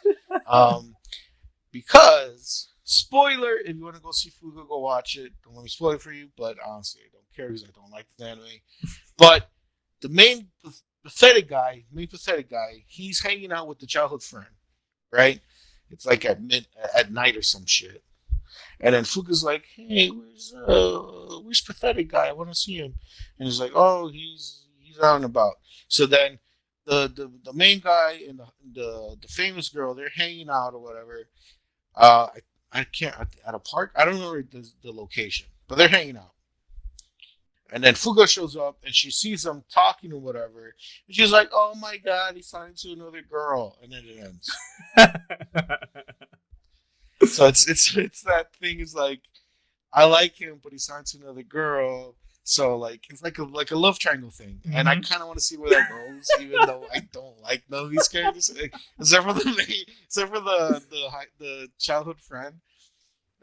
So yeah, I mean, I found it boring. I found it like the thing with Fuku is like the main girl with the blue hair. She's good at like she's like super talented. Like she could sing. She's like super. Yeah. She's super good at track and field, and like she's like super athletic, and oh, now she can sing like a fucking beautiful angel. Fuka is so amazing and shit like that. And also another thing that just reminded me, I hate the way this could be the reason why I don't like her. I hate the way they introduced her. That was so annoying. She got on my nerves immediately. Okay, so let me break down the scene for you guys. So the main pathetic guy, he's walking down the street. It looks like it's like evening. Like it looks like it's like being 5, 6 p.m. or some shit. It looks like the sun is setting, right? That's the way that they portrayed it. I could be wrong. That's the way it looks. Like the scenario or like the environment. It looks like this. It looks like it's the evening time. And then Fuka's out here full blast sprinting like Usain Bolt and shit. She's like full on running, and she jumps over this sign. Like a sign in the street is like advertising this, like a store or something. She's like, get out of the way, and then she like bumps into dude, and the dude had his phone out, and then because I don't know, was he like looking something? I can't remember why the reason he had his phone out, but like she crashes into guy, and then like part of her panties are showing or some shit like that, and she's like, were you trying to take pictures of me? And then the guy's telling her, no, I wasn't doing that. She says, you're a pervert, grabs this guy's phone and he throws the phone on the ground and busts this guy's phone. I would have been like, bitch! Why grab my phone? Like, bro, like, first of all, why the fuck are you sprinting down the street like that? Why are you jumping over signs like that and then being like, get out of my way? Like, you're the one that's being a fucking nuisance, running around jumping over shit like that. Like, fuck you. You move out the way. Run on the street with the cars. Fuck out of here. And then this bitch thinks she's all that, thinking that everybody's gonna be taking pictures of her and shit. Like, bro, he specifically said, "I'm not taking pictures of you. I'm not doing that shit." And what she do? She spikes this guy's phone. Like, come on, bro. Who does shit like that? Like, I would have, bro. I don't condemn hitting women, but I would have for sure give her a 2-piece. Yo, dude. Oh, bro, you walk down the street. First of all, you're walking down the street, mind your own business. Oh my god. Some girl legit tackles you down and then grabs your phone and breaks it. Bro, we're fighting. We're fighting on the spot. I'm just saying. Oh my god. Bro, I don't know, man. I just that's how she was introduced into the show, mind you. That's how the show started. Mm-hmm. So off the bat, I was like, I don't like this girl. And off the bat, I don't like this guy because he didn't even stand up for himself. So,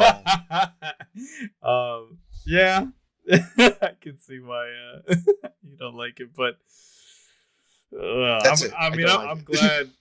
I'm glad you're at least gonna continue watching it because that just makes it even sweeter, like just funnier. It's funny. I just want to see what happens. Like, there's only been one other show that I kept watching. No, there's 2 shows that I kept watching. After a certain point, and said, I don't like this show anymore. So this is gonna be my 3rd one. So it's special. I don't have a lot of shows that I do this with. Because typically when I don't like a show, I just drop it. I'm like, fuck this show. I don't know to watch this shit no more. So, but this one you don't like it so much that you want to continue. I don't like it, but like it's like almost. It's like watching a car crash, I guess. I want to see where this goes. I want to see what these characters do. I could be putting more. I could be putting more expectations on this show than I should have. Mm-hmm. Or I should be doing. But I don't know. I'm curious to see where it goes. I'm morbidly curious to see where this goes. The only other 2 shows that I was like this with was with School Days. Okay. Fuck School Days. And My Little Sister Can't Be This Cute, which I've talked about in this podcast. Those are the other 2 shows that I watched all the way through, hating both shows. Well, I'm glad I added your 3rd one. Yeah, thank you. But yeah, that's it. I don't like it. That being said, guys, it's time for us to give our new recommendations. So since I started off with the first part of it, I'm gonna let you start off with this second half. So Rafa, what do you recommend for me to watch? Okay, now, have you seen Death Parade? I've heard of it, but I haven't watched it. Okay, cool. So pretty much it's like when someone dies, they go into it's almost like a purgatory type thing, right? Mm-hmm. And you get tested, and the tests it could vary from bowling to darts to pool. It's like kind of like just games and things like that, right? Mm-hmm. So it's like I don't know if they test. I don't remember exactly if they test you against another person or they just test you on yourself. Because they kind of do both sometimes, I think. But pretty much is that depending on how you win or if you win, depends if you go to heaven or hell, pretty much. Ooh. Okay. Mm-hmm. So like so you die. You go to it's like a bar. It looks like a bar, kind of like the scenario area or whatever. Okay. You go through the game and then I think it ends with let's say I end up in this area, whatever. I died and I'm here in purgatory and I'm in this bar and I'm playing Blackjack 21 and I lose. Right, so then I'm going to hell.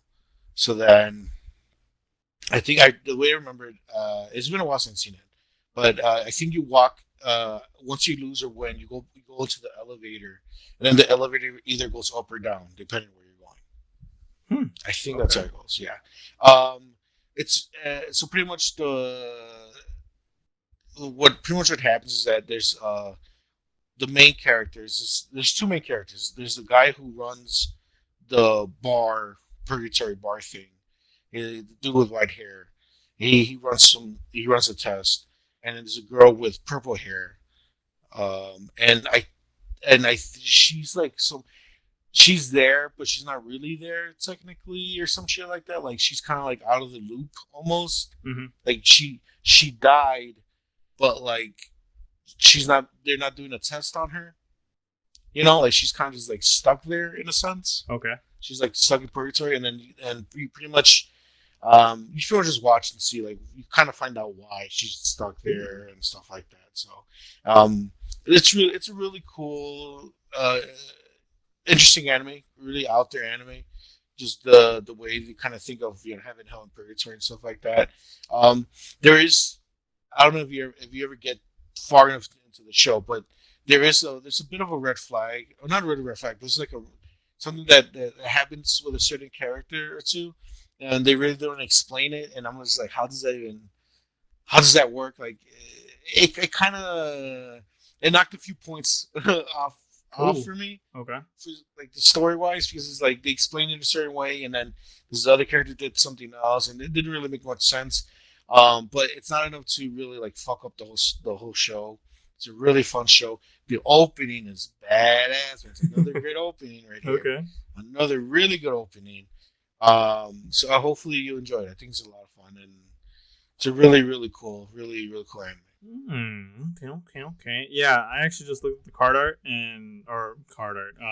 like the little poster that they show for the anime itself, and it looks interesting. I forgot to say that the games that you're playing, they tie into your morality. So you're just not playing a game of blackjack. Like, there's a way that it ties into being good and being bad and shit like that. That's how they determine if you go to heaven or hell. Oh, okay. Yeah. Okay. Definitely excited for that one. But now I'm gonna tell you mine, and I'm a little. We'll see how you feel about it, but the anime is called Masamune-Kun's Revenge, and so the premise of it is, the main character is a male, right? And so he is trying to gain the love of this stone ice queen who has never fallen in love, but like so many guys just fall on her lap and just propose to her, ask her to be her girlfriend, and blah blah, and this, that, and the other, and she's just this evil person, and this is all centered in a high school, and the main character, right? So his whole thing is he wants to get, of course, revenge on her, but for a very interesting reason. Through the story, you end up finding out that they have some kind of connection in the past, and his reasoning for for wanting revenge is because he was a fat little chubby kid, and this girl is known for giving people these vile, mean nicknames, and then for some reason they stick to the person and forever like taint their memory and that person. So main character was a chubby little kid, and she called him like pig's foot or something like that, or pig's nose. And then he goes off to another country and then gets fit and beautiful and hot and all this stuff, and then he comes back and just tries to make her fall in love with him, and then exact revenge by giving her a terrible nickname and just breaking her heart. And it's like this goofy story of how this even works out, but you can tell at a certain point where like things change, and I thoroughly enjoyed it. I thought it had some goofy moments, and like the chemistry between him and another character to help out with certain things. Like there's just so many dumb and goofy situations where you're like okay, and like some of his like reasoning behind it, and he's like I'm gonna think 2 steps ahead of her, but like she's not anywhere what he thought she would be, and like her real personality, and it's very the tsundere, or how'd you say, the tsundere? It's very like that, yeah. So it has that trope in there. So hopefully you enjoy it. I'm on the fence on how you'll take this one. So I'm definitely interested to hear how you react to it. Okay, sounds interesting. The guy sounds hella petty, and He really is. I was gonna say something else. He sounds hella petty. Like, yeah. So sounds interesting. Sounds like it's gonna. Sounds like they're gonna get in hijinks. So he's definitely very petty. I'll give you that one for sure. But yeah, so we'll see how both these animes go for the both of us, right? But we have sadly reached the conclusion of episode 7 of the Bento Boxcast. Oh man, guys, it has been one roller coaster of a ride. Hopefully you guys enjoyed. And of course, we touched on so many different talking points, and we'd love to hear your guys' opinions on, the tropes in anime you guys both love and enjoy, the things you love about anime culture, and the things you hate or you wish would change, or things like that. And of course, if you have any recommendations, drop them in the the comments section down below. You will find all of our social medias down in the description. Follow us on Twitter. Of course, check us out on Spotify if you want to listen to us on the go. And also, if you're listening to us on Spotify, check us out on YouTube, Bento Boxcast. There you can hit subscribe. You can see us.